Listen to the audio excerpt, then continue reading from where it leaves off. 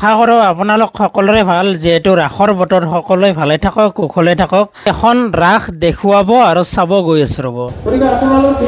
হাই friends good evening আজি এটা নতুন ভিডিঅ' লৈ আপোনালোকৰ মাজলৈ আহিছোঁ যিহেতু ৰাস দেখুৱাব আহিছোঁ এটা চাৰিআলিৰ ওচৰত থকা জাজিকোণাত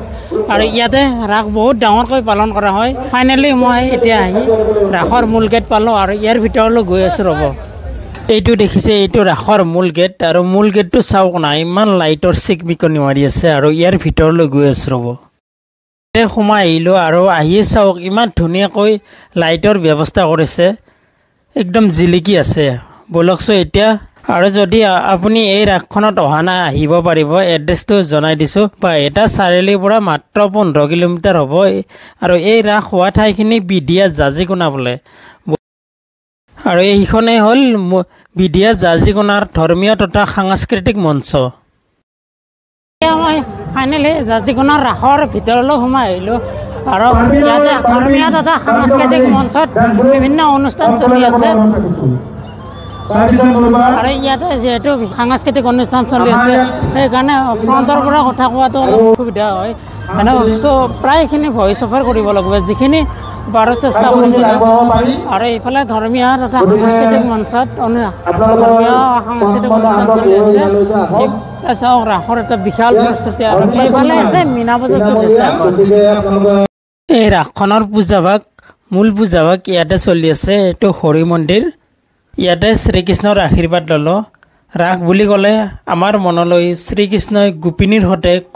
বৃন্দাবনত কৰা ৰাসলীলাকে বুজায় এটা কথা ভাবছোঁ ভাই শ্ৰীকৃষ্ণ কিন্তু কম নাছিল কি লেভেলত মানুহক ৰাস বুলি মানুহ পাগল কৰি দিছে কথা ক'ব মই পাহৰি গৈছোঁ ওপৰফালে চাওক না লাইটৰ ডিজাইন ইমান ধুনীয়া লাইটৰ ডিজাইন দিছে এতিয়া ইয়াৰে মৃন্ময় মূৰ্তিসমূহ এবাৰ দেখুৱাই আনো বলক আৰু এতিয়া সময় আহি গ'লোঁ আৰু ইয়াতে চাওক নানা ধৰণৰ দেৱ দেৱীৰ মৃন্ময় মূৰ্তিসমূহ দুইফালে ধুনীয়াকৈ ৰাখিছে আৰু মাজেৰে আপুনি ইফালৰ পৰা সিফাললৈ চাই যাব পাৰিব আৰু এতিয়া এনেদৰে সোমাই আহিলোঁ মই এই বিডিয়া জাজিকোণাৰ ৰাসৰ মূল মূৰ্তিসমূহ ইয়াতে ধুনীয়াকৈ প্ৰদৰ্শন কৰিছে এনেদৰে এফালৰ পৰা মৃন্ময় মূৰ্তিসমূহ দেখুৱাই গৈ আছোঁ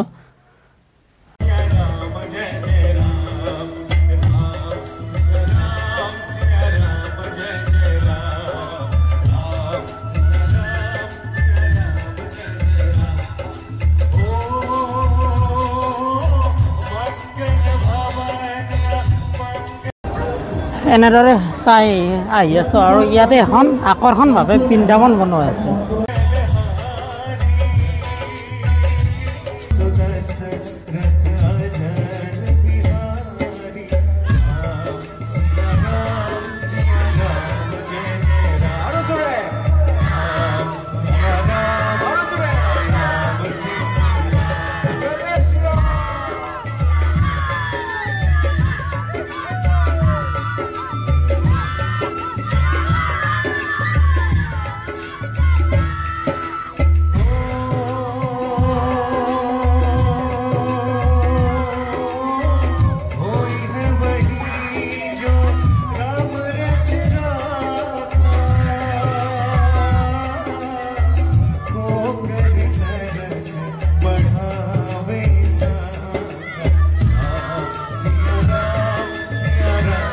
এতিয়া মই সিফালৰ পৰা দেখুৱাই আহিলোঁ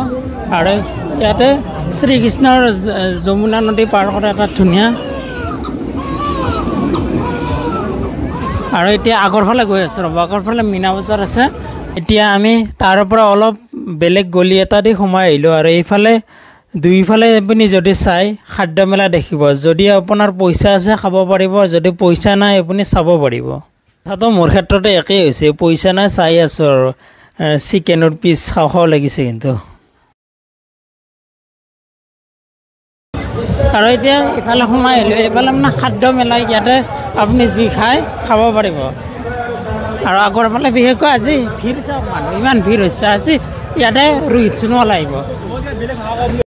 এতিয়া বিশেষকৈ সেই গলিটোৰ পৰা অলপ ফালৰি কাটি আহিলোঁ ৰ'ব কাৰণ খাওঁ লাগে পইচাহে নাই চাই থাকিম নেকি সেইকাৰণে এইফালে আহিলোঁ আৰু এইফালে মীনা বজাৰ আছে বা চকৰি আছে কিছুমান দেখুৱাই দিছোঁ ৰ'ব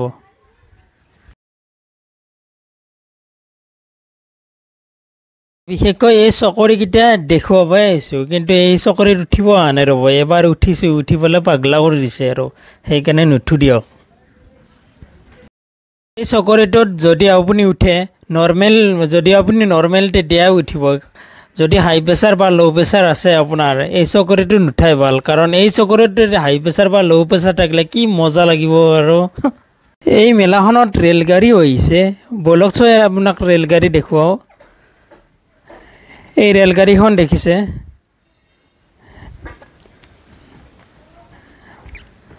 কিন্তু অৰিজিনেল নহয় কিন্তু এইখন।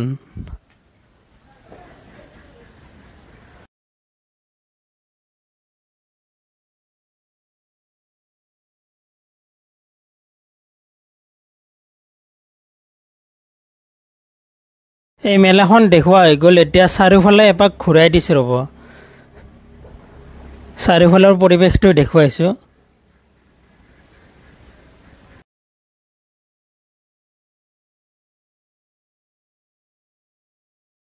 এতিয়া আৰু এটা চকৰি দেখুৱাইছোঁ, আৰু ইয়াতে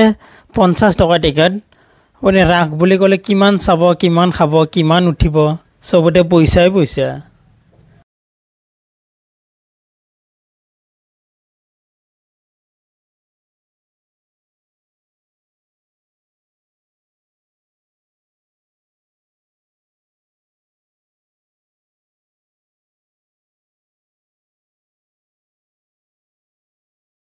সৰু ভিডিঅ'টোৰ যোগেদি